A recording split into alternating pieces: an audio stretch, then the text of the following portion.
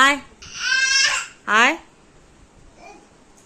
যাচ্ছে এখানে হাতটা পিছলে যাচ্ছে, এই বাবানের ঘরের মেঝেটা স্লিপারি বেশি তো ওই জন্য হাতটা পিছলে যাচ্ছে। এই যে বাবানের খাটটা ধরে এবারে দাঁড়াবে। ওঠ, উঠে দাঁড়া। না হলো না, বসে পড়ুন। হ্যাঁ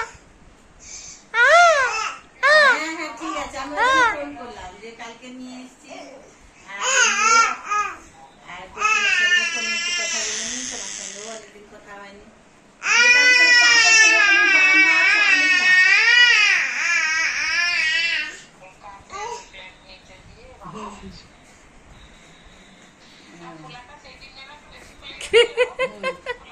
কিরে